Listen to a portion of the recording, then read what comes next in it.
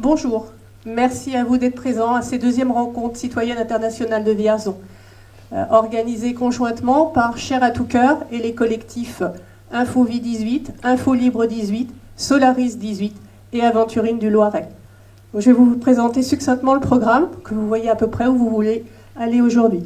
Donc nous allons commencer ici dans l'auditorium 2 par le témoignage individuel des victimes françaises et irlandaises par vidéo. Vous aurez ensuite le témoignage des collectifs étrangers qui vont présenter la situation dans leur pays pendant la crise sanitaire et actuellement comment elle a évolué. Vous aurez après l'intervention des avocats sur les recours juridiques, ordinaux, prud'homaux et administratifs. Pause déjeuner, donc pour ceux qui ont réservé en amont et qui sont intervenants, collectifs, associations, bénévoles, ce sera donc en salle 3 et 4. À 14h30, nous reprendrons dans l'auditorium 2 avec la deuxième partie des recours juridiques qui seront civils et pénaux et donc animés par des avocats, mais également par des citoyens qui ont déposé des plaintes. Vous aurez ensuite une pause et nous reprendrons sur les impacts socio-économiques sur les victimes de la crise sanitaire, à savoir les victimes Covid long, effet indésirable du vaccin Covid, mais également les personnels suspendus. Je vous souhaite d'agréables rencontres citoyennes et vous remercie encore une fois de la part de toutes ces associations et collectifs qui sont présents aujourd'hui de votre présence.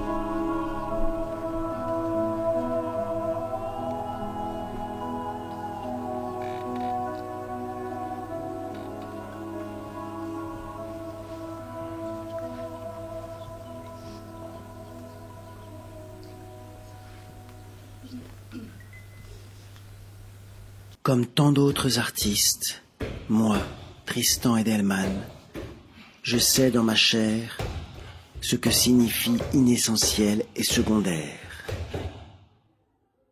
ce que signifie long et patient, ce que signifie suspension perpétuelle. C'est pourquoi ma parole et mon corps se sont engagés depuis le début et vous soutiendront jusqu'à la fin dans ce combat vivifiant pour l'existence.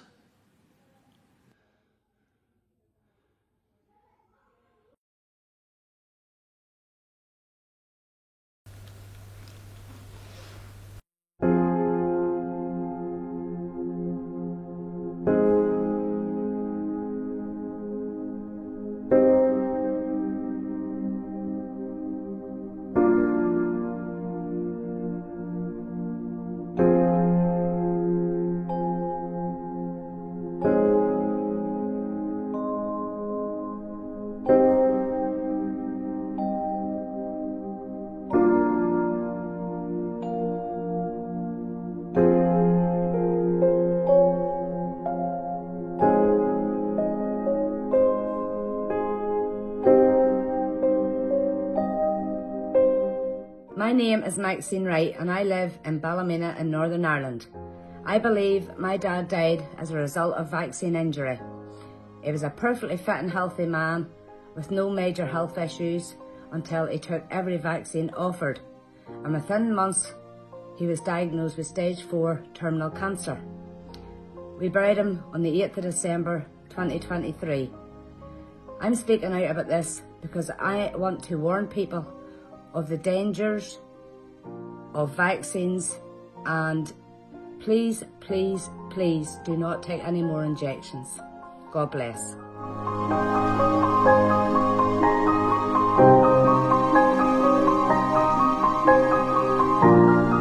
I went into the pandemic as a registered nurse, was then asked to have my vaccine, and if we were not vaccinated we would lose our jobs. I had my second vaccination on Easter Sunday in 2021. My flu-like symptoms persisted until the Wednesday. I had palpitations and I felt really dizzy. I immediately lay down because I felt like I was about to faint. My GP assessed me face to face, my heart rate was 160 to 200 beats per minute. I wasn't able to stand. I had surgery to try and carry out an ablation on my heart, which was unsuccessful. When I went to see the consultant in England, he started me on IV infusions. During that process, I was off work for in excess of 13 months. Their decision at that point was that I should go down the route of medical retirement. I'm 27. I still have a purpose. I now have a central line that's placed in my arm. I carry out my infusions at home several times a week. I was contacted by telephone by a GP out of hours. One sentence that he said to me was that I needed to take some responsibility for my own healthcare. I've actually moved countries so I can work in clinical practice. The only reason that I can do my job is because 99% of it is sitting down. I just don't really know where we go from here. I'm just lost.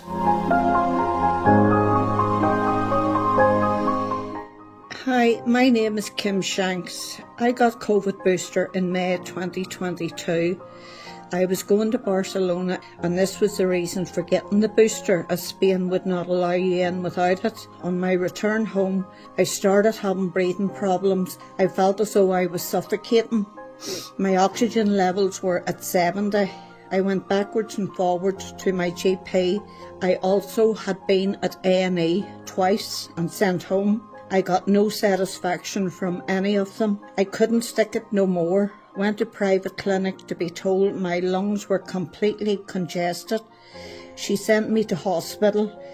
The next day I had a scan done and discovered I had lung cancer. I was completely in shock as I was never sick. This has changed my life completely from someone who was very active, who depends on oxygen and a walking aid. I just hope that you hear this, and I do believe it was the vaccines that done it. Thank you. Hello, my name's Lynn and I'm from Newtownards, Northern Ireland. I'm a nurse and I work in Ards Community Hospital and GP practice. I became unwell after the third vaccine, which I was reluctant to take because I'd been unwell with the first two, but I felt pressurised into doing so because of my job. Within hours, I noticed I was going in and out of atrial fibrillation, and I continue to do so. I'm on medication for life and it has certainly changed the way I live. I am one of the lucky ones in comparison, but I feel we were misinformed and the powers that be need to know and hear our voices. Thank you. I got my second vaccination on the 22nd of August 21. During the week after that I experienced sudden pain and palpitations in my chest. I felt lightheaded and I had a pain in my neck that went up across my head and numbness in my face. I suspected I may have had a mini stroke, but nothing showed on the scan, so I just followed up with my GP. And on the 7th of September 21, I finished my shift and went home and just about got in through the front door and passed out. I phoned for an ambulance and I could barely speak a word. The people on the other end of the phone said I thought I'd had a heart attack. I was in A&E, I believe, 6 times over a 3-month period. Similar symptoms. They still persist to this day. It's horrible to go through and people aren't listening. As we all know, we were hammered with the phrases safe and effective, and if I try and tell anyone about what happened to me, I get that quoted back at me. Even the people in this very building put out the messaging that it was safe and effective. That is not my experience. led up the garden path by the medical professionals. It's hard to get speaking to anybody about it now. No one seems to take it seriously, and it's not right. Hi, my name is Billy, and in 2020 I received 2 COVID jabs and the booster from AstraZeneca. I was a performer in Benidorm. I needed them to be able to travel 4 to 5 times a year. Unfortunately, I have not been able to do that anymore.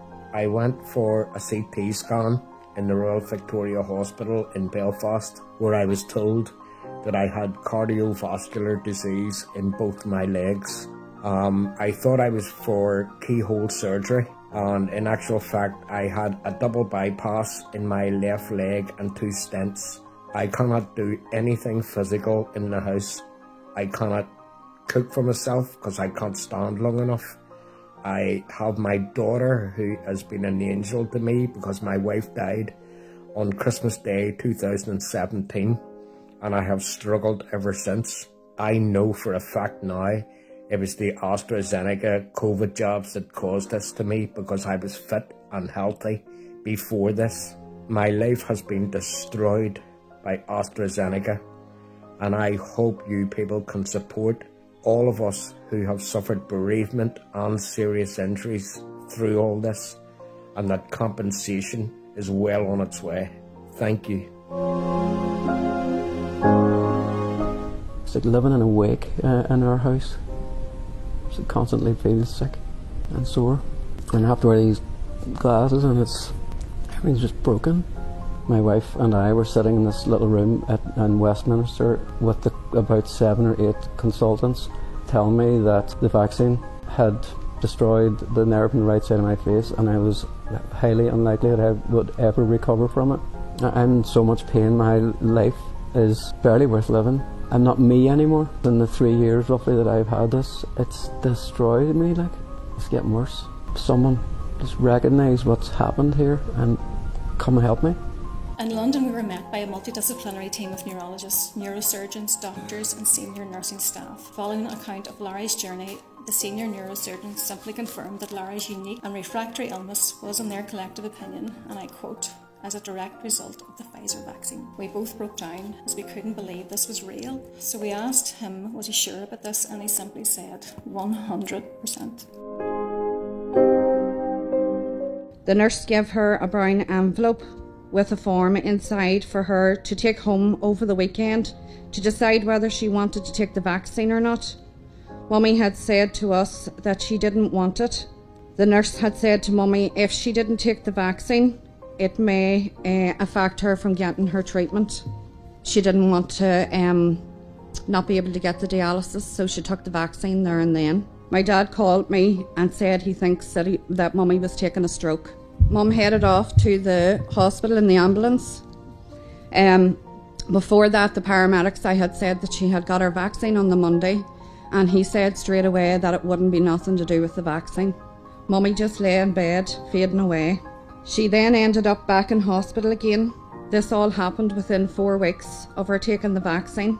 They had to take her down for the camera test to see why her stomach was bleeding so bad. She was bleeding from everywhere. It was like razor blades pumped into her body. I phoned in at 8:30 and asked how Mummy was doing, and they said they needed me up the stairs right away as Mummy was taking her last breaths.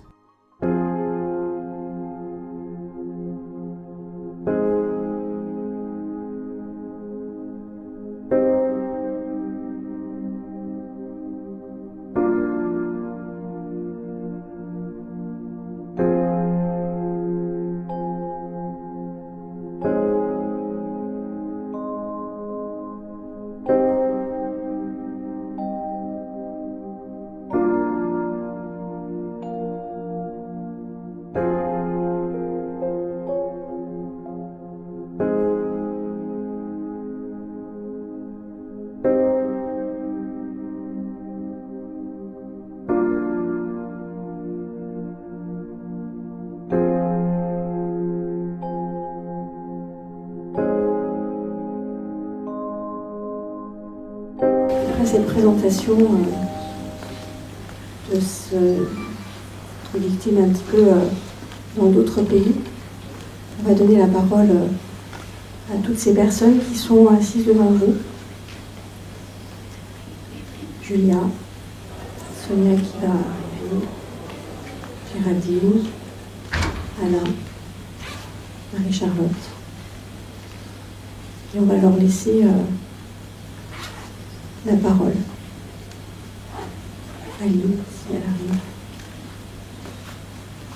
On va commencer par Julia.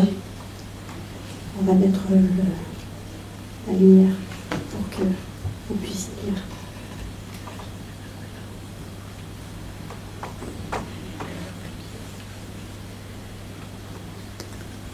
Bonjour à tous. Je m'appelle Julia Walter, j'ai 38 ans. Je suis maman de 2 enfants, Chiara et Luna, qui ont 10 et 12 ans. Et j'habite en Alsace, à côté de Strasbourg. Le soir de ma 2e injection Covid, j'ai déclaré une péricardite aiguë post-vaccinale, attestée par le médecin qui m'a pris en charge et qui a fait le signalement dès le lendemain auprès de la pharmacovigilance. Dès lors s'enchaînent des allers-retours aux urgences, des rendez-vous médicaux, les inflammations du corps, les douleurs musculaires, articulaires et une asthénie intense. J'ai témoigné de ma situation sur les réseaux sociaux dès juillet 2021 et j'ai reçu un bon nombre de témoignages de victimes dans toute la France avec lesquels je partage quotidiennement les difficultés qui incombent à ma situation. Je ne me voyais pas rester sans agir et c'est pourquoi, en février 2022, j'ai lancé une procédure au tribunal judiciaire de Paris pour demander une expertise médicale à la société Pfizer pour faire reconnaître le lien de causalité entre mes pathologies et le vaccin.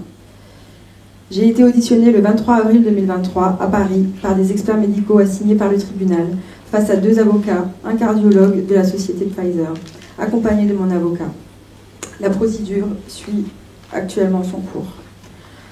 Depuis juillet 2021, mon système immunitaire est affaibli. J'ai enchaîné de nombreux virus pendant 2 ans, jusqu'à une grosse grippe en février 2023, dont j'ai eu des mois à m'en remettre. Et depuis, je suis en arrêt maladie. Certains symptômes s'aggravent, d'autres apparaissent. Des fasciculations, troubles cognitifs, perte de mémoire, spondylarthrite ankylosante, encéphalomyélite myalgique, SMA, et récemment fibromyalgie. Le cardiologue des urgences de Strasbourg, que j'ai vu en juillet l'année dernière, a mentionné depuis une péricardite chronique dans son compte-rendu lors d'un énième passage aux urgences. J'ai demandé un avis par un interniste réputé à Paris par rapport à mes nombreux symptômes liés aux troubles de l'attention, cognitifs et perte de mémoire, et donc c'est là qu'on va diagnostiquer l'encéphalomyélite myalgique ainsi que le SMA. Depuis 3 ans, ma vie a complètement changé et à tous les niveaux. Perte de mon travail d'assistante maternelle, liée à mes incapacités, difficulté à effectuer certains gestes de la vie quotidienne, vie familiale impactée, fatigue chronique, souffrance endurée au quotidien, physique et psychologique, l'impossibilité de se projeter dans l'avenir et ceux de mes enfants. Je vis au jour le jour. Je suis reconnue depuis quelques mois, maintenant depuis la MDPH, à moins de 80% et je bénéficie de la AH et de la PCH depuis peu. Je vais avoir une auxiliaire de vie bientôt à la maison. J'ai été mise en lien, début 2024, avec la victime dans l'Allier, qui rassemble aujourd'hui presque 700 adhérents. Nous avons 30 maladies de Charcot au niveau de l'association. Et donc c'est une association qui est basée dans l'Allier. Et il y a aussi des victimes au niveau des dom-toms. Bonjour à tous et à toutes, merci de nous écouter. Moi, je suis victime négative, on va dire, parce que moi, je ne suis pas injectée. En fait, moi, je suis là pour vous parler de Sophia. Sophia, c'est ma nièce, et je suis sa marraine. Et depuis 3 ans, je me bats pour elle. Alors, je me présente, je suis sa tante. Sophia, elle avait 17 ans. Elle est décédée 10 jours après sa première injection, Pfizer. Les résultats de l'autopsie ont démontré une embolie pulmonaire massive qui n'explique pas. Je suis désolée, mais pour moi c'est encore plein d'émotions à chaque fois que j'évoque tout ça, parce que je répète tout le temps pareil. Et je vais vous parler de Sophia sans regarder mes notes. Je vais parler avec mon cœur. Sophia, elle avait 17 ans. Elle s'est faite injecter une fois pour pouvoir faire un stage. Les profs lui ont dit, mesdemoiselles, si vous ne faites pas vacciner, on ne validera pas vos stages. Voilà pourquoi Sophia est décédée, pour pouvoir faire un stage. Il faut dire qu'à l'époque, les mineurs pouvaient aller se faire injecter sans l'autorisation de leurs parents. Et puis après, la donne, elle a changé. Il a fallu l'accord des 2 parents pour qu'un enfant mineur aille se faire vacciner. Alors dans notre famille, le papa ne voulait pas, et la maman, c'est pas qu'elle voulait pas, mais sa fille voulait à tout prix parce qu'elle ne voulait pas redoubler. Elle était en préparation d'un bac pour devenir puéricultrice. Voilà pourquoi elle s'est faite vacciner. Donc elle a insisté, elle ne voulait pas redoubler. Donc la maman l'a accompagnée, mais aujourd'hui la maman culpabilise. Elle n'a pas la force de se battre parce que quelque part elle culpabilise. Elle dit, si je n'avais jamais emmené ma fille, eh ben, peut-être que notre fille serait toujours là. Sophia serait toujours là, certainement. Donc Sophia s'est fait vacciner le 10-11 septembre de l'année 2021 et 10 jours après elle décède. Alors vous allez me dire, peut-être qu'elle était malade, peut-être qu'elle prenait un traitement. Ben non. Sophia était en très bonne santé, son dossier médical le prouve. Elle avait juste une prise de pilule, qui était une mini-pilule. On a laissé le doute que ça pouvait venir de ça. Parce qu'on sait qu'aujourd'hui, une pilule, toutes les pilules peuvent provoquer des thromboses. Mais ils nous ont laissé sous-entendre que c'était fort possible que ça vienne de ça. Et j'ai eu la chance de rencontrer depuis plus de 3 ans plein de scientifiques, de biologistes, et ils m'ont expliqué que ce n'était pas possible. Enfin, le risque zéro n'existe pas, on le sait. Donc je tiens. Et aujourd'hui, où on en est, c'est que les procureurs, il y a eu un procureur, bien sûr, on a saisi la justice. Le procureur voulait refermer le dossier pour cause inconnue. Moi, je me suis révoltée, je lui ai dit, il n'en est pas question qu'on ferme le dossier. Bien sûr, on a un avocat. Hein. Après, qu'est-ce qui se passe? C'est que, au bout d'un an d'enquête, on ne sait pas. Le procureur partait à la retraite, hein, et il partait sans dire, je ne sais pas. On a un peu boosté avec l'avocat et on a dit, on ne peut pas laisser comme ça.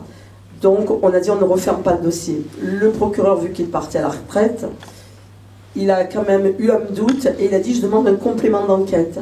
Donc, au bout d'un an, voici que lui, il s'en va. Il y a un procureur au-dessus, une instance au-dessus, procureur général donc, qui mène une enquête. Lui, au bout de 3 mois, il dit, il n'y a rien. On ne sait pas de quoi Sophia est morte. Bon, il y a les vacances qui passent, les fêtes de fin d'année arrivent, on laisse passer. Et je me dis, on ne peut pas rester comme ça. Donc, on a porté plainte contre X pour empoisonnement.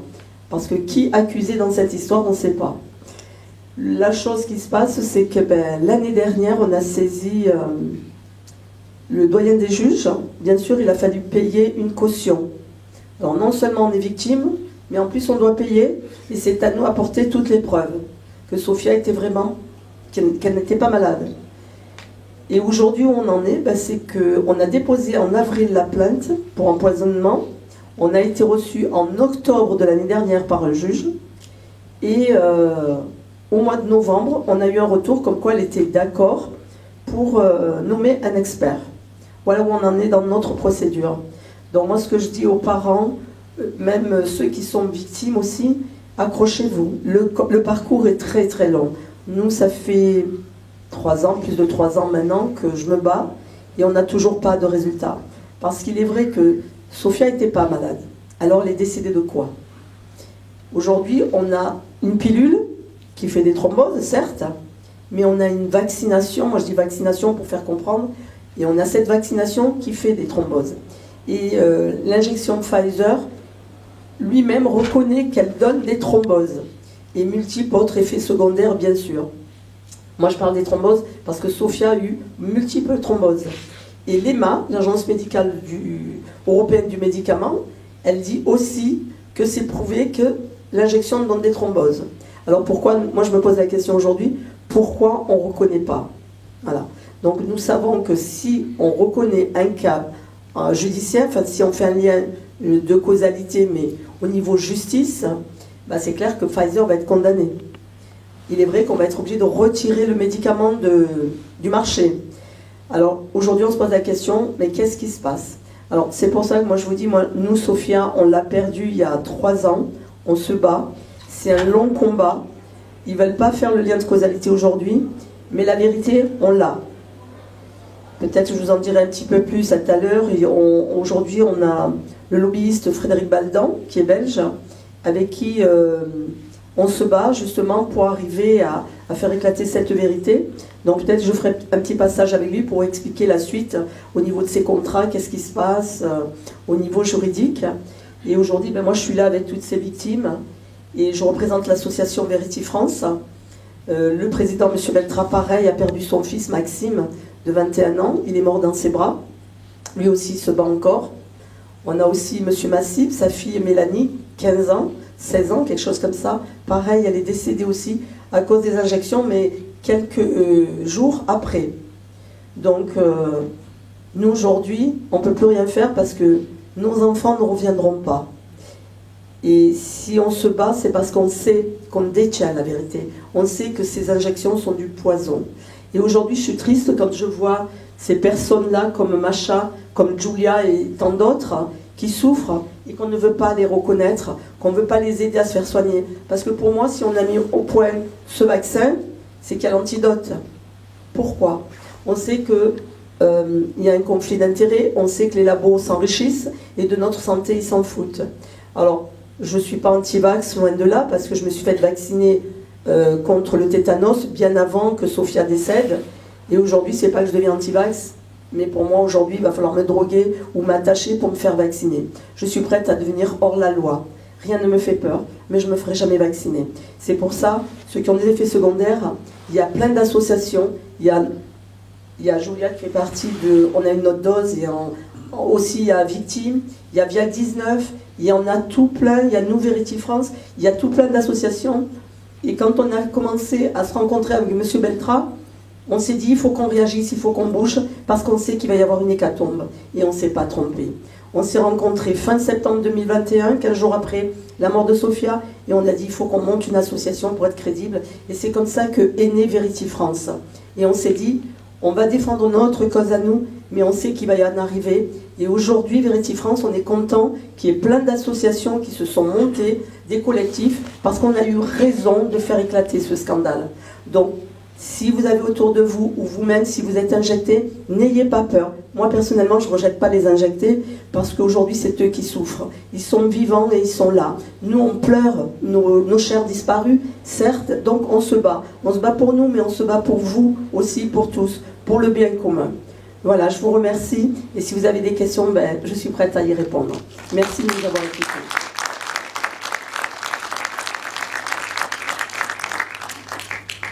Merci Sonia. On passe la parole à Géraldine.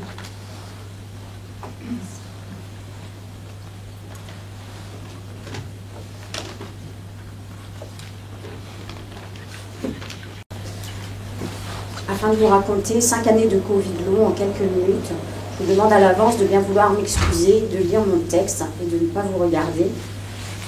Je m'appelle Géraldine, j'ai 50 ans, je vis dans l'Allier du côté de Ghana. Je suis maman de 2 filles, Pauline 26 ans et Mia 13 ans. J'ai été infectée par la Covid-19 en mars 2020. Une infection dite sans gravité, ne nécessitant pas d'hospitalisation.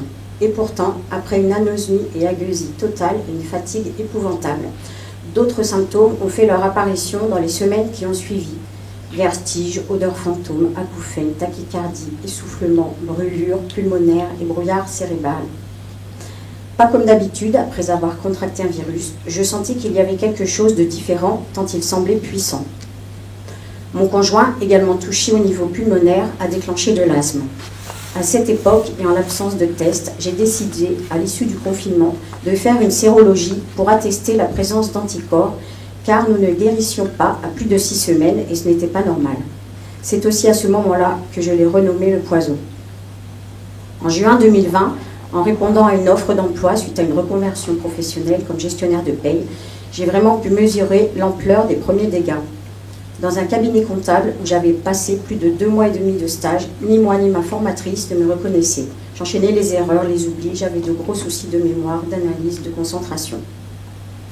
Déjà, et sans imaginer un seul instant que j'allais être confrontée à une omerta diabolique, je me suis vue refuser par mon médecin traitant un rendez-vous pour les raisons citées précédemment. C'est l'été 2021 seulement que j'ai pu être reçue au CHU de Clermont-Ferrand dans une unité Covid long où l'on m'a diagnostiqué une atteinte encéphalique et prescrit de la kiné-respi pour hyperventilation. Les moyens, les examens prescrits à cette période, tels que des IRM et scanners, ne permettaient pas de révéler la profondeur des atteintes, faute de connaissances, de recul et d'examens très ciblés, comme des TEP scans, biopsies. Et rapidement, les portes ont commencé à se fermer suite à mon refus de vaccination. La multiplicité des symptômes ne m'a pas encouragée à accepter cette injection. J'ai alors tenté de me tourner vers des médecines douces et alternatives, le neurofeedback, l'acupuncture, des compléments alimentaires et autres, des perfusions de vitamine C à haute dose en Suisse, environ pour un budget de 250 mois de dépenses. Quand on se trouve en arrêt maladie avec 50% de son salaire, je vous laisse imaginer la place que pouvait prendre le désespoir à ce moment-là. Alors, quitte à engager des dépenses, j'ai décidé d'écrire et je me suis mise à écrire une chanson au nom des 2,5 millions de Covid long en souffrance. En contactant un producteur musical touché par mon histoire et notre histoire, mon premier titre, Résilience, a pu voir le jour sur les plateformes musicales. J'ai également fait le choix de ne plus me débattre seule en contactant Mathieu et Mélanie, l'association A Victimes à Moulins, pour unir nos forces. Dans la détresse, j'ai aussi trouvé quelque chose de moteur. Grâce à ma ténacité, après avoir vu pas moins de 5 médecins généralistes, un médecin interniste, un seul a pu sortir du lot et accepter de m'écouter, bien que désarmé et sans solution par manque d'informations. Nous sommes pourtant déjà au printemps 2022 et pourtant les premières études ont déjà révélé de nombreux articles, notamment l'Institut Pasteur, concernant la persistance virale. Ce médecin m'aura permis d'obtenir l'ALD et la RQTH. Après 3 ans et demi d'errance, de discrimination, de tentatives d'échange, tabous, de questionnements, soucis, souffrances, un arrêt maladie de presque 1 an, une démission, je sentais bien que ce virus était hors de contrôle et que je n'avais aucun pouvoir d'amélioration. Je décide donc d'aller à Paris et j'ai eu la chance d'obtenir un suivi avec professeur Salmon, infectiologue, qui m'a fait participer à ses études, mégalongues et MPP, pour la recherche de la protéine spike dans le plasma sanguin, l'étude des lymphocytes, des cytokines, des mitochondries, et m'a orienté vers de nouveaux examens. La biopsie des petites fibres nerveuses révélera une atteinte neuropathique et des lésions. Le TEP scan révélera un hypométabolisme cérébral, le médecin de la douleur une fibromyalgie.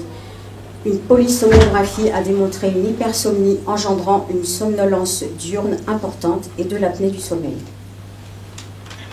Je vis aujourd'hui avec des traitements ciblés pour les douleurs neuropathiques, des séances de kiné pour marcher, des séances d'orthophonie pour aider à la récupération des dommages aujourd'hui connus, la mémoire de travail, la mémoire immédiate et les fonctions exécutives, ainsi que de l'oxygène. Mais aussi avec des tendinites, abcès parodontaux, malaise post-effort, fourmillement des membres, douleurs, brûlures, décharges, asthénie sévère, perte des réflexes, troubles de la coordination, goût et odorat retrouvés partiellement. Seul le pacing, le fractionnement des actions, les siestes et le contrôle permanent des dépenses physiques, intellectuelles, alimentaires permettent de poser un pas jour après jour sur le fil fragile de l'épuisement qui nous attend au moindre écart. Ce n'est qu'après 4 ans d'épuisement, mais d'acharnement et surtout grâce à la reconnaissance RQTH que j'ai pu obtenir un aménagement et réduction de mon temps de travail, une aide au déplacement. Et malgré cela, je lutte contre cette fatigue harassante qui me tire vers le bas et m'amène vers ce que je n'imaginais pas, une demande d'invalidité. Nous sommes 5 années après les premières infections. Les médecins internistes, généralistes, les praticiens n'ont toujours ni information ni formation sur le sujet. Des fiches outils permettant un premier diagnostic ont été mises à disposition par la HAS sur le site Amélie pour les médecins traitants et je n'en ai jamais vu une. La loi de janvier 2022 et la mise en place d'une plateforme de recensement pour l'aide au diagnostic et à la reconnaissance ne verra pas le jour car le décret d'application n'a jamais été publié. Ce que je ne voudrais pas, c'est que notre santé soit un commerce juteux et prospère. Ce que je voudrais, c'est que les pathologies et nombreux symptômes causés par le poison ne soient pas minimisés ni banalisés, que les institutions prennent conscience de l'enjeu social, familial, professionnel, financier qui en découle. Ce que je voudrais, c'est que les médecins et spécialistes arrêtent de contourner le problème en nous dirigeant systématiquement vers des psychologues, en nous incitant à acheter des orthèses et autres matériels inutiles. Je suis en colère parce que j'ai 50 ans et dans un corps de 70 ans. En colère parce qu'on nous a menti. On nous a menti pour commencer sur l'origine de ce poison lancinant. Et on continue de nous mentir lorsqu'on entend que le Covid long doit faire l'objet d'une réelle attention, alors que les ARS coupent les robinets, les cellules et hôpitaux de jour ont fermé leurs portes fin 2024. Ce que je voudrais, c'est un traitement pour nous sortir de cet enfer, parce que nous savons qu'aujourd'hui, le virus niche en nous dans des réservoirs, et paradoxalement, je n'ai plus confiance. Ce que je voudrais enfin, c'est vous dire merci de m'avoir accordé ce moment. Merci aux organisateurs, aux associations et à toutes les personnes ici présentes. Voilà. Bonjour à toutes et à tous. Donc ouais, je suis Alain Maupache, je suis le papa de Mélanie. Malheureusement, elle ne peut plus se déplacer. Donc je vais expliquer un petit peu son histoire. Donc c'est une jeune fille qui était sportive, qui faisait beaucoup d'activités sportives, de la marche, de la course à pied, de l'athlétisme, du VTT. Et en juin 2021, après la deuxième dose de Pfizer, elle a commencé d'avoir des problèmes au niveau de l'injection. Elle a eu des petites fasciculations sur son bras gauche au niveau de l'injection. Donc ça a persisté, ça a continué de descendre au niveau du bras. Donc elle a été consulter son médecin traitant. Donc le médecin traitant lui explique « Mais non, mais tu sais Mélanie, c'est pas grave, ils ont dû piquer un nerf, t'inquiète pas, ça va se passer avec le temps. » Donc le temps, ça se passe pas au niveau avec le temps, donc ces fasciculations commencent à descendre dans tout le bras, sa main gauche commence de s'atrophier, comme elle dit maintenant, elle dit « Je commence à avoir les doigts crochus ».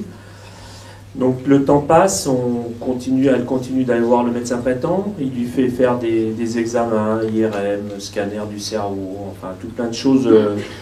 Mais non, tu sais Mélanie, tu sais avec tout ce qu'on écoute à la télé, tu sais, tu fais t'es un petit peu dépressif, donc il faudrait que tu prennes un petit anxiolytique, et donc Mélanie ne l'a pas pris heureusement. Et donc ces effets continuent de s'aggraver, les fasciculations commencent à arriver dans le dos, après dans la jambe gauche, son pied, elle n'arrive presque plus à le lever. Donc là, elle était toujours en activité, elle était responsable d'un crématorium sur Moulins. Et donc son état se dégrade de plus en plus, et là, les mois passent, on arrive à 14 mois, donc c'est toujours, on écoute dire que c'est dans sa tête, que c'est des problèmes, avec tout ce qu'on écoute, faut faire attention. Donc elle quitte son emploi parce qu'elle ne pouvait plus taper sur son ordinateur, et moi entre-temps j'ai un contact avec un copain ostéo, je lui explique, il me dit ben, tu me l'emmènes, donc je lui emmène, il la consulte, et à la sortie de la consultation, il me dit tu sais, il faudrait qu'elle voie un neurologue en urgence, parce que je sens des tensions au niveau de tout son côté gauche et c'est pas normal. Donc là, on retourne voir le médecin traitant. Donc le médecin traitant, donc on arrive à trouver un neurologue, enfin chacun dans notre coin, on cherche. On trouve un petit neurologue qui venait de s'installer. Donc il lui fait passer une EMG. Et à la sortie de l'EMG, donc il revient, il était dans une salle à côté, il revient dans son bureau, moi j'attendais. Il avait une drôle de tête, alors je lui dis qu'est-ce qui se passe, il dit je ne peux pas me prononcer, mais il faudrait que Mélanie aille dans un grand centre parce que je ressens des choses pas bien normales. Donc il s'engage à prendre rendez-vous au CHU de Clermont-Ferrand. Donc là on y va une première fois, donc elle est reçue, donc il y a une consultation vite faite. Donc la neuro lui dit il faudrait qu'elle soit hospitalisée pour qu'on puisse voir d'où ça vient. Donc elle est hospitalisée une semaine, donc là on est à 15 mois. Et donc au bout de sa semaine elle ressort, donc la neuro dit venez la semaine prochaine, je vous expliquerai le diagnostic, donc on y retourne la semaine d'après. Et elle nous balance à la figure. Pardon, j'ai toujours des petits problèmes. Et donc, elle sort comme ça, comme une barbare, parce que moi, pour cette neuro, elle n'est même pas humaine. Je vais la citer quand même parce que je la déteste depuis ce jour-là. Le docteur Guy nous balance à la figure, c'est une sclérose latérale amyotrophique. Son pronostic vital est de 3 à 5 ans et il n'y a rien à faire. Donc elle vous jette ça à la figure. Donc Mélanie s'effondre. Moi, j'écoute même plus, je suis dans un état second. Donc elle s'aperçoit qu'on n'était plus là. Donc elle dit, bon, on se revoit la semaine prochaine, je vous expliquerai, vous réfléchirez aux questions que vous pourrez me poser. Donc on se retrouve la semaine d'après, donc elle nous explique son cinéma, parce qu'elle était vraiment brutale, hein, encore dans ses propos. Et elle dit, bah, Mélanie, je peux te proposer un médicament expérimental. Donc Mélanie lui dit, non, j'ai fait le cobaye une fois, je ne veux pas faire le cobaye une deuxième fois, il n'est pas question. Donc là, avec le reflux de Mélanie, bah, elle s'est mise dans le fond de son fauteuil et elle nous a pu parler. Et c'est l'infirmière qui était à côté qui nous a expliqué les démarches à effectuer. Et donc elle dit, bon, on se revoit dans 3 mois. Bon, on sort de cette consultation, moi je dis, Mélanie me fait, tu as confiance à cette médecin? Bah, je dis non, pas du tout. Donc là, on est reparti rechercher un autre neurologue, donc on a atterri sur Grenoble. À Grenoble, là, on est tombé sur une belle personne. Et donc là, elle n'était pas bien contente de la neuro de Clermont. Et puis, donc, je vais couper court. Donc, elle nous conseille d'aller sur Montpellier, parce qu'elle, si elle était dans l'état de Mélanie, elle irait sur Montpellier, parce que pour elle, c'est le plus gros centre neurologique au niveau des SLA, en Europe, voire en France. Donc, on est parti sur Montpellier, on a rencontré le professeur Camus. Donc là, ben voilà, ça a confirmé tout ce qu'on avait appris. Donc elle a eu un traitement expérimental qui s'appelle Himalaya. Donc là, c'était un grand espoir. Sa maladie s'était stabilisée. Mais malheureusement, il y a 2 personnes qui ont fait des effets indésirables. Et donc, il a été arrêté le traitement. Et donc, à la neurologue, je lui dis, mais comment ça se fait l'injection, il y a eu plein d'effets indésirables. Et on continue de vacciner. Et là, ce traitement a des choses positives sur Mélanie, vu qu'elle est condamnée, ça peut être que positif. Elle dit, mais monsieur, on ne peut pas le continuer parce que j'irai en prison, je n'ai pas le droit.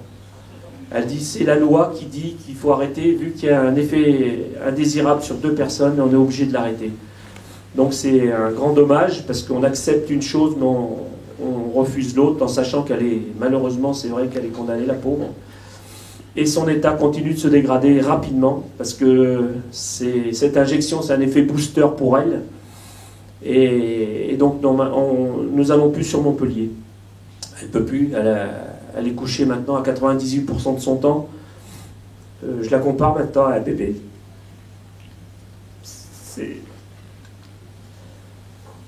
C'est comme un bébé de 6 mois maintenant. Il faut tout faire pour elle. Elle ne peut plus rien faire du tout. Vous imaginez un petit bébé, il faut faire pareil, la même chose. Et donc là, c'est très dur.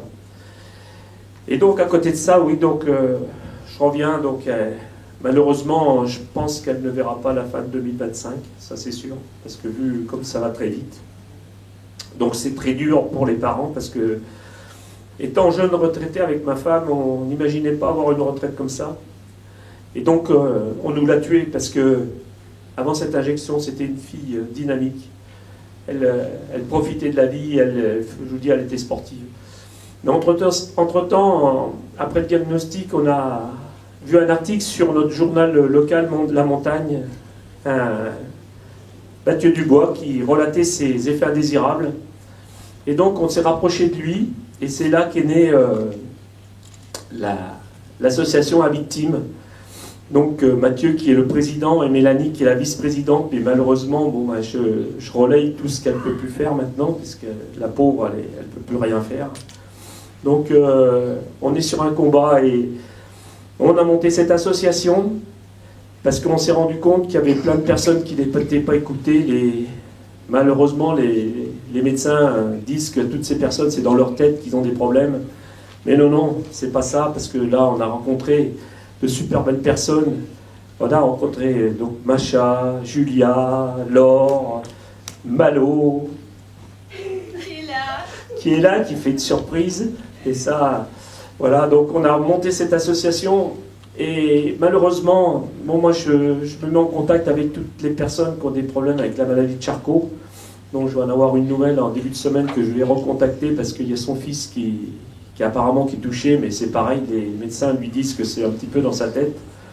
Et il a les mêmes symptômes que Mélanie, mais son diagnostic n'est encore pas tombé. Et donc voilà, donc je contacte les personnes qui ont cette saloperie de maladie, parce que voilà, on peut dire que ça, c'est une saloperie de maladie. Mais il faut savoir une chose aussi, j'en veux même pas aux médecins, je suis même pas en colère aussi après certains médecins, parce que il y en a quelques-uns, je les mets sur ma liste noire, parce que Mélanie a été insultée, traitée de complotiste satanique, parce qu'on venait voir un hématologue, et quand elle a dit que ça venait du vaccin, il a arrêté, il a rangé ses papiers, il l'a traité comme ça. Donc voilà, il y a des médecins qui sont horribles, mais les autres, j'en veux pas aux médecins. Moi, j'aimerais qu'ils se regroupent et qu'ils se mettent autour d'une table et qu'ils disent oui, ben voilà, on est comme vous, on s'est fait avoir, on s'est fait berner, on a voulu faire le bien et en fin de compte on a fait le mal. Et j'ai un dernier exemple à donner avant d'arrêter, parce que j'ai tout plein de choses à dire. La première injection a été faite par un pharmacien sur Moulins. Et lui, il a arrêté de toutes ces saloperies d'injection parce qu'il s'est rendu compte, en voyant Mélanie, parce que c'est un ami, qu'il avait fait une bêtise d'injecter ce produit parce qu'il s'est rendu compte que c'était un poison. Et il a fait, pendant 6 mois, il a fait de la dépression. Il s'est rendu compte qu'il était dans le mal. Et donc, j'aimerais que les médecins, pharmaciens et tout le monde se remettent autour d'une table, réfléchissent comme lui, qui se disent, voilà, c'est un poison qui a été mis dans ses veines. Alors bossons tous ensemble. Ne rejetons pas les personnes qui ont des problèmes de santé, parce que beaucoup de médecins ne savent pas ce qu'ils ont, et je leur en veux pas, on leur en veut pas. Mais au moins qu'ils se renseignent, et qu'ils aillent de l'avant, et qu'ils fassent leur job, quoi. Donc voilà, je vous remercie de m'avoir écouté, et puis je vous souhaite bon courage, et prenez soin de vos proches, prenez soin de vous. Profitez de la vie, parce que ça tombe tellement vite sur la tête, ces saloperies de maladies et tous ces effets indésirables. Donc je vous souhaite bon courage à tous et merci.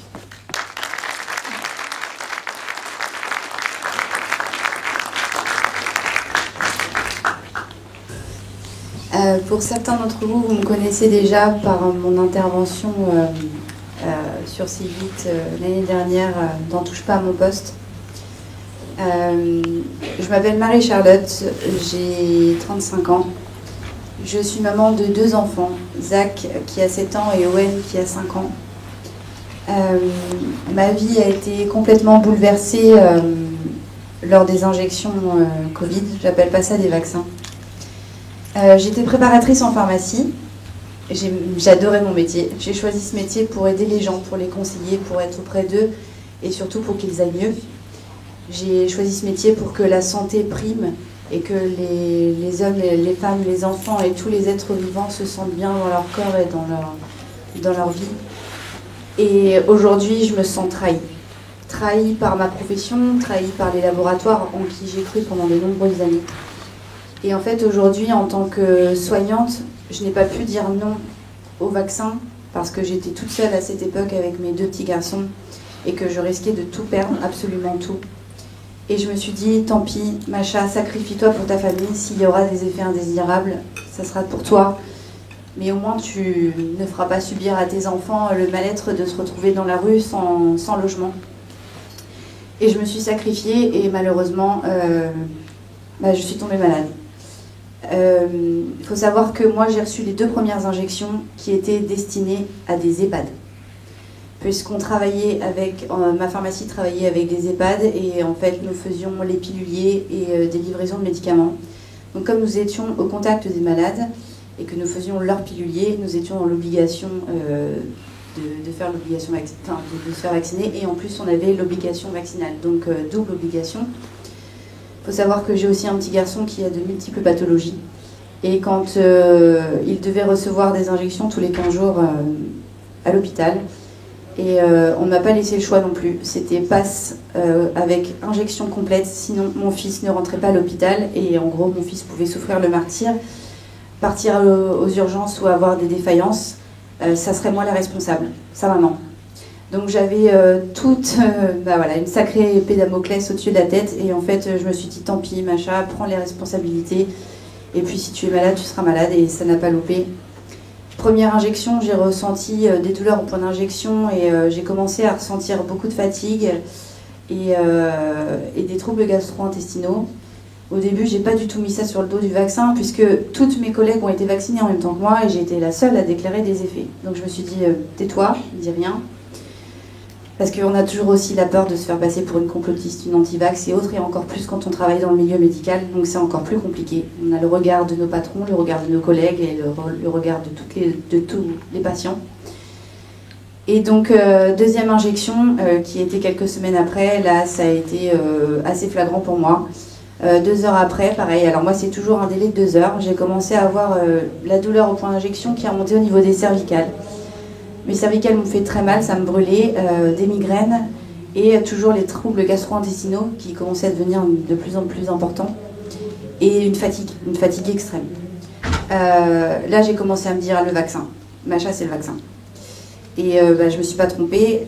Sauf que j'ai commencé à aller voir mon médecin traitant qui allait prendre sa retraite à l'époque et qui m'a dit « Écoute, Marie-Charlotte, t'es un petit peu une tornade de la nature, t'as un enfant malade à gérer, t'es une vraie hyperactive, tu arrêtes jamais. » J'étais hyper sportive, je faisais des semi-marathons, je faisais plein de trails, enfin voilà, je faisais de la natation, du vélo avec mes enfants.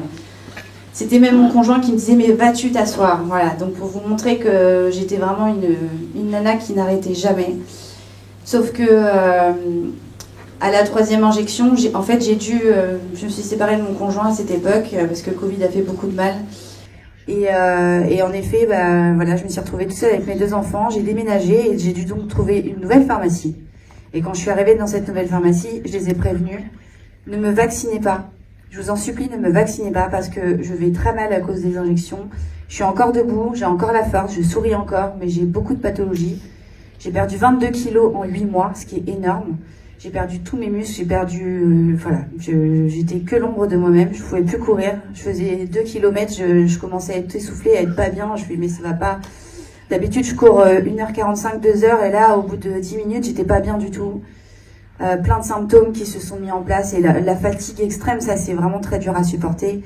Et là, on m'a répondu, mais Marie-Charlotte, t'as pas le choix, en fait, parce que si tu te vaccines pas, moi, ce soir, tu me présentes ta lettre de démission parce que tu dois te faire vacciner, c'est comme ça. T'es une soignante, c'est comme ça, tu respectes les règles. Très clairement, j'en veux beaucoup à la personne qui m'a vaccinée la 3e fois parce qu'elle était au courant de mes effets indésirables. Et qu'est-ce qui lui a empêché de mettre ce poison dans l'évier et de dire que j'avais été vaccinée? Elle n'a pas voulu le faire parce qu'elle a eu peur. Et aujourd'hui, je me retrouve avec une maladie incurable et entre 50 et 80 symptômes quotidiennement. Il faut savoir qu'aujourd'hui, j'ai 35 ans, je ne peux plus courir, mais je ne peux plus non plus marcher beaucoup. Là, aujourd'hui, j'ai mes béquilles, mais si je dois sortir à l'extérieur, je suis obligée de prendre mon fauteuil parce que mes jambes lâchent. Combien de fois je suis tombée par terre en plein milieu d'un centre commercial, que je tombe devant mes enfants, que j'ai des paralysies au niveau de mes membres inférieurs, où je suis restée pendant 4 heures pendant la nuit sur mon pavé parce que je me suis levée pour boire un verre d'eau et que mon conjoint ne m'a pas entendue. Je suis obligée de ramper comme un chien, un cheval mort, que j'ai des troubles, j'ai un hypométabolisme au cerveau. Aujourd'hui, on m'a dit que j'avais un cerveau qui fonctionnait comme une personne qui avait un Alzheimer de 80 ans. Tout mon cerveau est pratiquement éteint. J'ai de la chance de pouvoir bien m'exprimer devant vous, mais il y a des jours où en fait, quand je m'exprime, mes phrases, mes verbes sont à l'envers. Je mets des phrases complètement, des phrases que vous ne comprendriez même pas. Je mets mes clés au congélateur. J'oublie d'aller chercher mes enfants à l'école. J'ai du mal à me lever le matin. J'ai des souffrances en permanence. Je vomis. J'ai perdu beaucoup de poids. Aujourd'hui, je suis à plus de 25 kilos perdus parce que dès que je mange, c'est soit je vomis, soit je passe mes heures aux toilettes.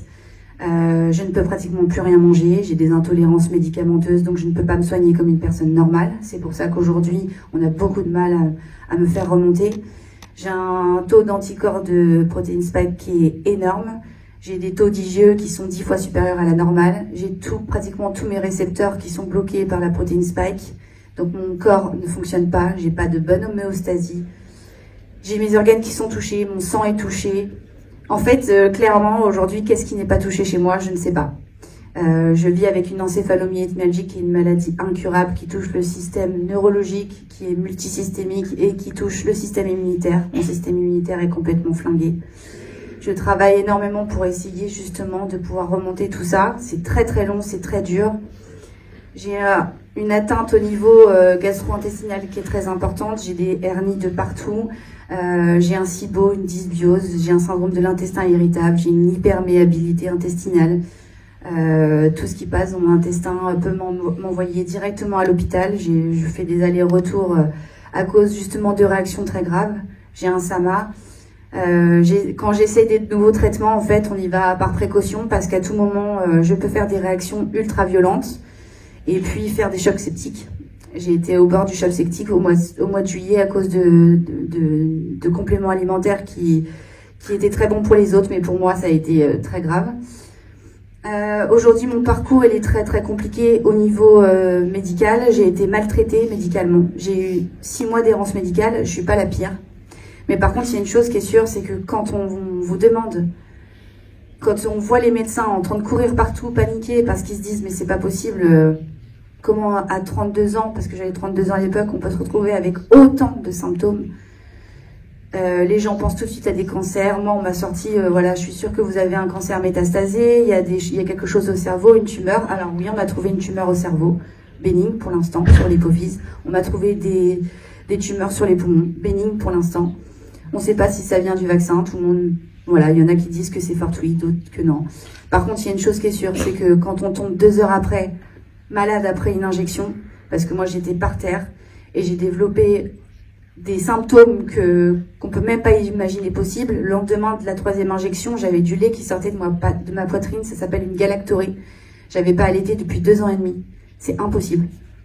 J'avais des taches qu'on appelle des mélanoses qui sont apparues sur mon corps, des tremblements, j'avais l'impression d'avoir été écrasée par un camion. Et en fait, je me suis jamais remise, jamais. C'est très compliqué pour soi, parce qu'au début, on se demande qu'est-ce qui nous arrive. On se dit, mais attends, je suis en train de tomber folle, c'est moi qui est en train de déclencher ça toute seule, parce que les médecins vous croient pas. Les médecins vous disent, mais attendez, madame, vous allez me dire que c'est la vaccination qui vous a mis dans cet état. Moi, on m'a regardé en me demandant pourquoi je suis là. J'explique tous mes symptômes, et quand je présente mon dossier médical, et qu'à la première page, j'ai écrit effet indésirable après la première vaccination, effet indésirable après la 2e vaccination, effet indésirable après la 3e vaccination, j'ai 5 pages d'effets indésirables. Et aujourd'hui, on me regarde en me disant, mais encore aujourd'hui, en me disant, mais non, madame, vous pouvez pas incriminer le vaccin, ça a sauvé tellement de vies. Mais comment est-ce que vous pouvez me dire que ça a sauvé des vies? Est-ce que vous pouvez me le prouver? Non, madame. Par contre, moi, vous me dites que c'est pas le vaccin qui m'a rendu malade, est-ce que vous pouvez le prouver, monsieur? Non, madame. Donc, me dites pas que je suis une malade imaginaire, me proposez pas un traitement antidépresseur et me dites pas d'aller en hôpital psychiatrique parce que je suis malade psychologiquement, parce que je dis que c'est les vaccins qui m'ont rendu malade. Non. Aujourd'hui, je suis consciente que je suis tombée malade à cause des injections parce que j'étais en parfaite santé avant, que je menais ma vie qui était déjà très compliquée avant, mais je la menais frontalement et je me suis jamais plainte.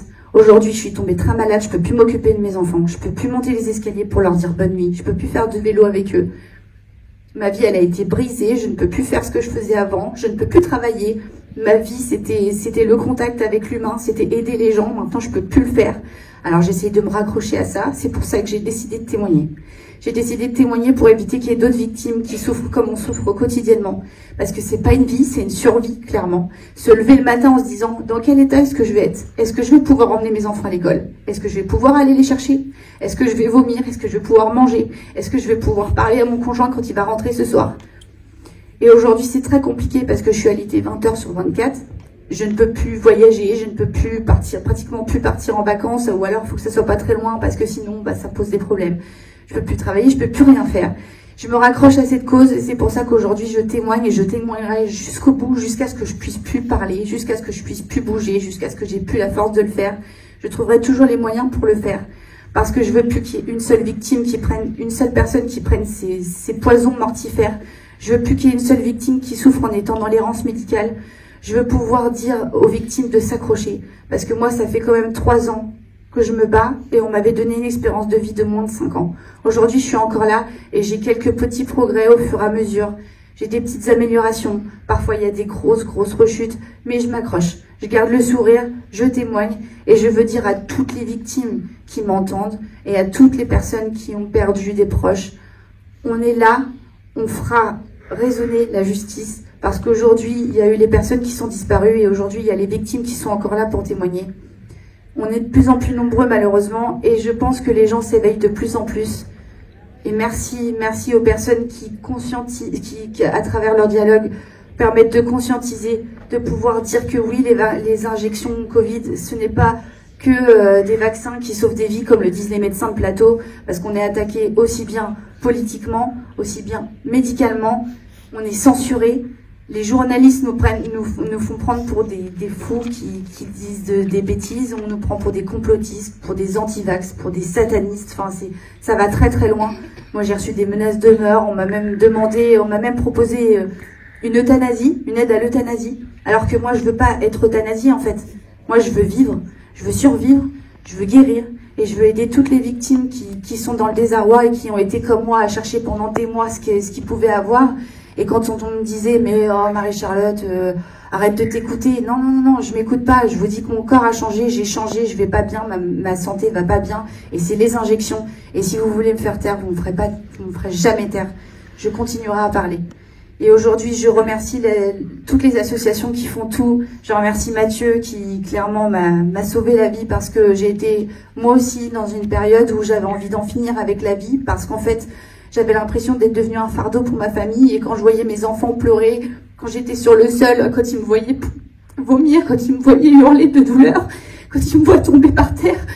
Il y a encore 3 semaines, je suis tombée dans les escaliers. Mes enfants ont hurlé en appelant tout de suite mon conjoint pour lui dire « Maman est tombée, maman est tombée ».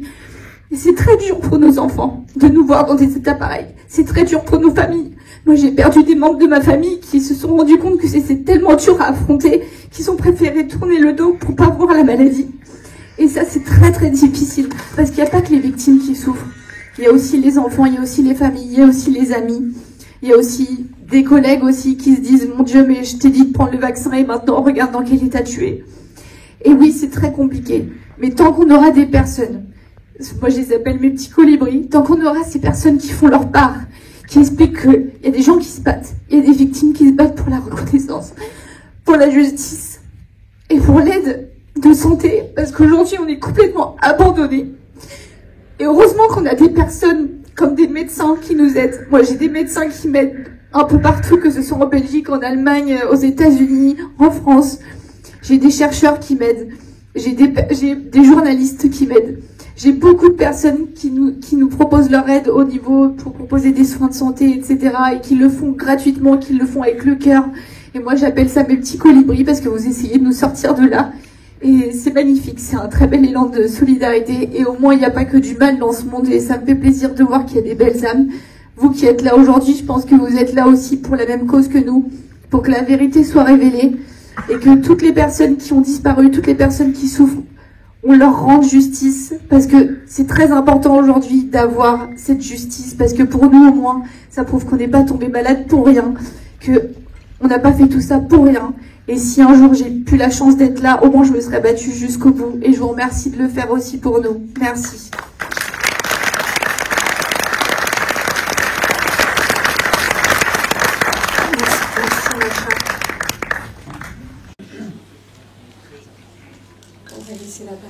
Je m'excuse, j'ai oublié une chose très importante. Dans l'émotion, je suis passé à côté.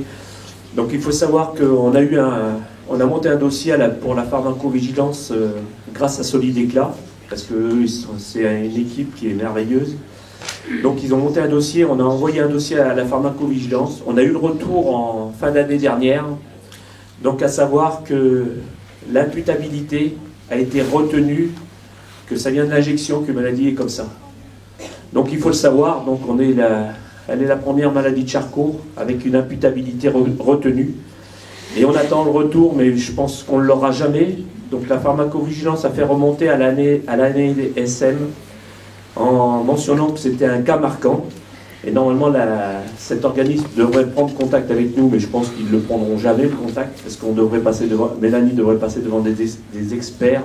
Mais bon, vu que c'est un dossier qui est brûlant, et donc voilà. Donc il faut savoir que l'imputabilité a été retenue, que ça vient de l'injection, que Mélanie elle a la maladie de Charcot. Donc là, c'est la première. On a un deuxième cas on ne peut pas encore en parler, mais un deuxième cas aussi qui a été retenu aussi. Donc voilà. Et donc, en bougeant, si tout le monde se met en ordre de marche, si tout le monde se met à dire non, on n'en veut plus, il faut soigner, il faut aider les gens qui souffrent. Donc je pense que c'est la force, et entre tout le monde, vous tous, qui nous soutenez, et on souhaite un déroulement positif sur l'avenir. Merci.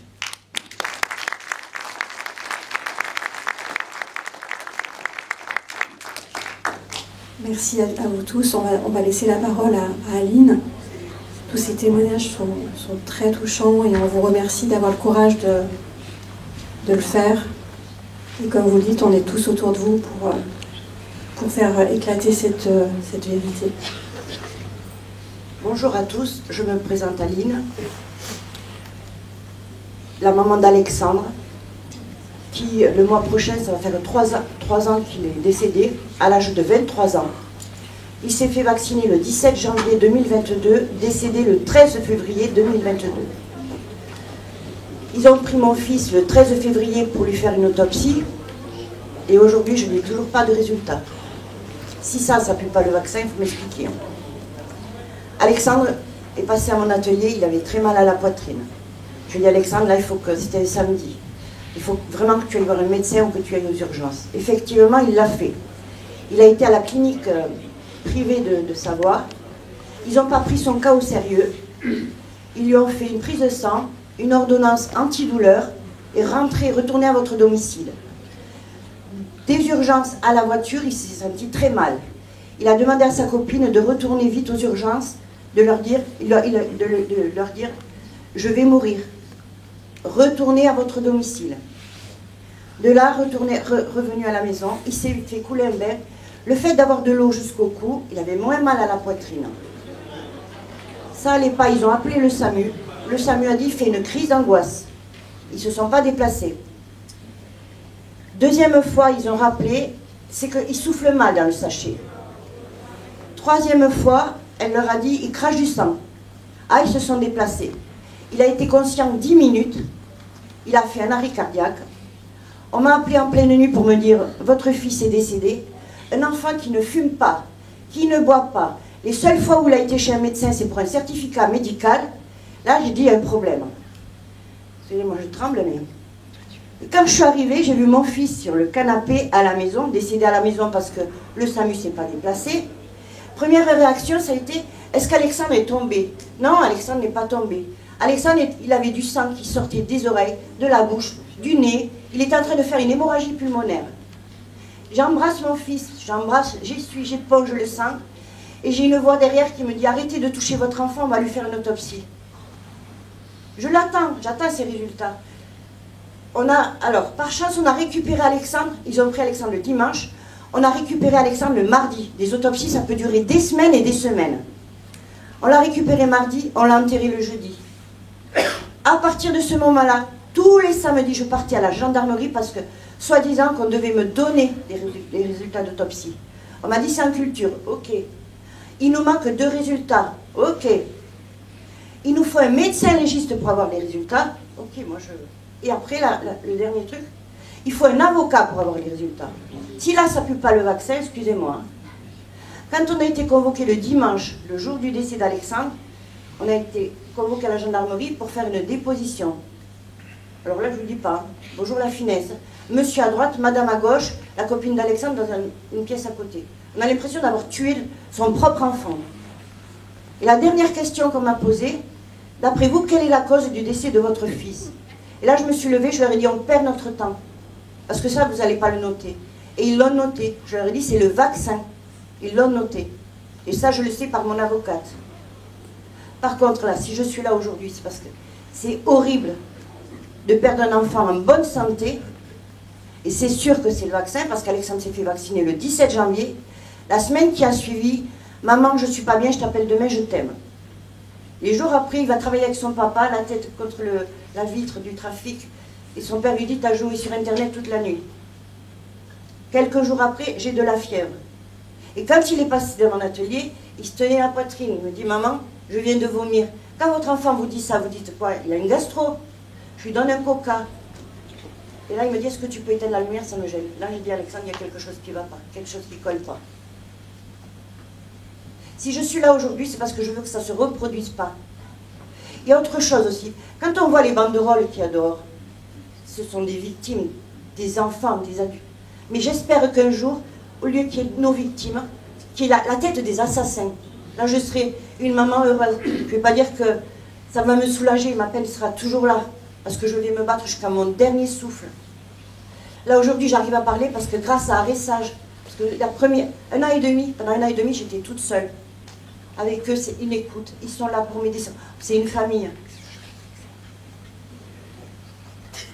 Il ne faut pas que ça se reproduise. Il ne faut pas que ça se reproduise. Moi, je suis la première. J'ai un atelier de couture. Je suis la première à dire à mes clients. Récemment, j'ai une cliente qui m'a dit, bon, Aline, j'y vais parce que je dois prendre rendez-vous pour faire vacciner papa. J'ai dit, mais vous voulez vous débarrasser de votre papa? Elle me dit, mais bien sûr que non. Et c'est là que je me sers de mon fils Alexandre. J'arrache la photo, je l'ai voyée. Elle me dit, qu'est-ce qu'il est beau. Il était beau. Il était beau parce qu'il n'est plus. Il s'est fait vacciner, pas pour aller travailler, contrairement à d'autres personnes. Il s'est fait vacciner pour aller au resto, au bowling. Parce qu'il n'avait pas besoin du vaccin, il travaillait avec son papa. Il était sur le point de construire son avenir, de reprendre l'entreprise de mon mari. Et là, on est obligé de continuer sans lui. Il a sa sœur, il a son frère. C'est difficile pour eux, mais on est tous côte à côte parce qu'on était une famille soudée. Mais là, les Noëls ou qu'importe les dates, c'est une horreur. On a toujours Alexandre qui... On a mal au trip parce que c'était un bon gamin, même s'il avait été mauvais. Ce vaccin a fait trop de dégâts. C'est un carnage ce qui s'est passé. Je serai la première, si demain il y a une autre vague de vaccination, je serai la première pour me coudre un t-shirt énorme, garder les bras en croix et montrer des photos d'Alexandre bébé, Alexandre plus grand, pour éviter que ça se reproduise. Et j'espère que ça ne se reproduira pas. Et je me sers, davantage, je suis en contact avec des clients, et j'arrête pas de leur dire, non, faites pas ça, un tel il a ça. Merci de m'avoir écouté.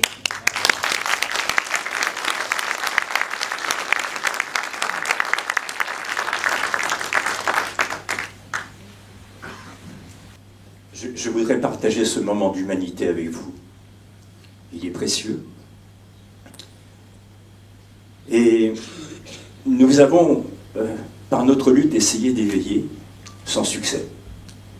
Ou alors si peu. Et de vous entendre, en fait, ça permet de recoller un peu des morceaux. Et de nous dire, mais qu'est-ce qu'on peut faire? Qu'est-ce qu'on peut faire? Comment peut-on les aider? Alors, j'ai pas de réponse. Ben, je veux juste placer mon cœur au milieu du débat. Si des gens ont des réponses, tant mieux. Mais sachez qu'on est tellement avec vous. Tellement dans un lien d'unité avec vous. Voilà, si ça peut aider, si ça peut contribuer en une façon. Je confirme. En fait, vous nous donnez une force extraordinaire. Moi, j'ai pas peur de le dire. En fait, vous nous donnez la force de continuer à nous battre. Parce que par vos messages de soutien, par vos propositions d'aide, de soins, même juste une caresse sur l'épaule, juste un mot réconfortant, vous imaginez même pas à quel point ça nous fait du bien. Parce que être victime aujourd'hui, c'est une bataille. En fait, on doit prouver tout de A à Z. C'est-à-dire qu'on doit payer pour prouver, on doit payer pour soigner, on doit payer des avocats pour avoir la justice. On doit payer nos soins parce qu'ils ne sont pas pris en charge. Et en fait, aujourd'hui, le moindre petit moment de soutien, de nous croire, même rien que le fait de nous croire, parce qu'on a été dans l'errance médicale, on a été censuré, le fait de nous écouter, de nous entendre, de partager en fait nos témoignages, de pouvoir être un soutien énorme, ça nous donne vraiment la force de nous lever le matin. Ça nous donne envie de continuer à nous battre parce qu'on sait aussi qu'il y a beaucoup de victimes qui sont dans leur lit et qui ne peuvent pas le faire. Il y a beaucoup de victimes qui sont jugées, critiquées et qui sont même menacées dans leur propre famille si elles osent remettre en question le vaccin. Ils sont jugés par leur propre médecin, par le monde du travail. Et en fait, aujourd'hui, nous, on a la possibilité de pouvoir parler, on le fait. Et même si bah oui, c'est pas drôle tous les jours parce qu'on se prend des choses très dures au visage. Moi, j'ai été une des premières victimes avec Malo, Julia, Laure, Mathieu, Mélanie, à pouvoir parler de tout ça. Et aujourd'hui, c'est vrai qu'on a récolté beaucoup de haine, des menaces, et on a voulu nous faire taire. Mais on lâchera rien, c'est pour ça qu'on est là encore aujourd'hui. Moi, j'étais là l'année dernière, Julia était là, Mathieu, on était là l'année dernière. Et en fait, aujourd'hui, on reviendra et on reviendra l'année prochaine. Et jusqu'à ce qu'on puisse plus venir, on reviendra quand même toujours. Et je vais même dire une chose, c'est que si on n'a pas la chance de s'en sortir, parce qu'on ne sait pas de quoi l'avenir est fait, eh bien, au moins, on aura laissé une trace de notre combat. Et vous avez été là pour nous soutenir. Et c'est une énorme chance et un grand merci. Vous ne vous rendez pas compte à quel point vous nous portez, en fait. Merci beaucoup.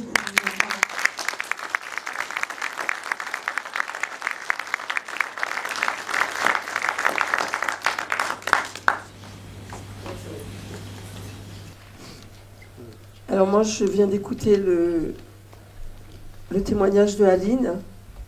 Et ce que je voulais vous dire, vous voyez, Sophia, c'était une fille. Son fils était un garçon. Et ils ont eu les mêmes symptômes. Ils ont fait des thromboses, du sang par les oreilles, par le nez.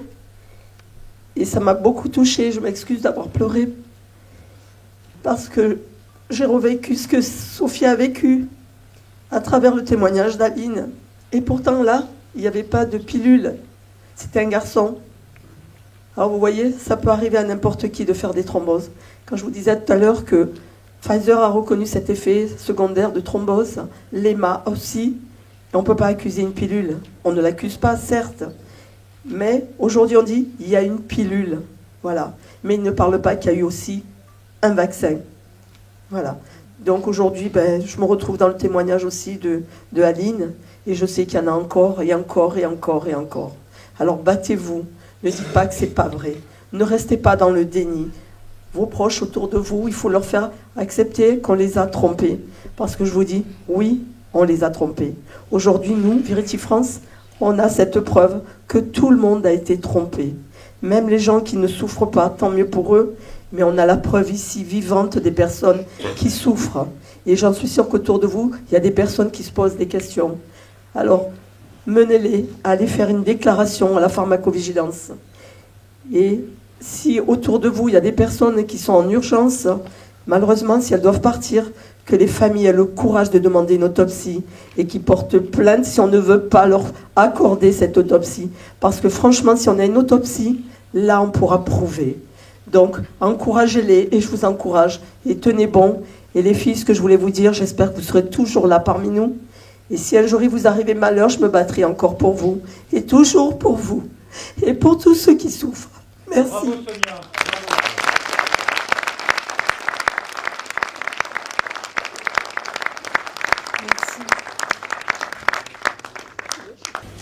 Bonjour, enfin, c'est très émouvant. J'avais une question, c'est est-ce qu'à travers vos associations, vous aviez aussi, les victimes aujourd'hui que je constate autour de moi, c'est les enfants quand ils naissent, avec les incitations aux femmes enceintes à se faire vacciner, pour vacciner le bébé. Et je constate autour de moi des accidents lors de l'accouchement, des femmes montent de mourir.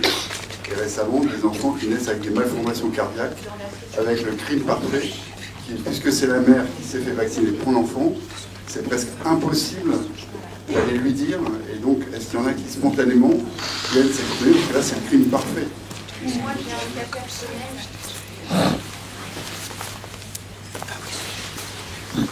J'ai un cas personnel, j'en parle très rapidement. Une collègue de boulot de mon conjoint qui était enceinte, on lui a demandé de se faire vacciner et elle a perdu son bébé 2 mois après. Et elle est retombée enceinte et elle a reperdu son bébé. Et là, elle a un bébé qui a des problèmes pour grandir. Donc en fait, Mathieu va vous expliquer, dans l'association, on a des cas similaires. En effet, ça passe en passant par la maman, évidemment, ça passe la barrière placentaire et le bébé est malheureusement touché par la protéine spike. Ça, c'est une éventualité. Bonjour à tous. Alors, moi, je suis Mathieu Dubois, président de l'association La Victime. Alors oui, je vais répondre au monsieur. On a un cas où donc c'est Aline, la maman, et Serena, qui a développé une tumeur et un cancer à 6 mois des ovaires. Alors, il faut savoir que ça n'existe pas normalement parce qu'il n'y a pas d'hormones à cet âge-là. Donc ça, c'est clair. Et elle a récidivé à l'âge de 2 ans.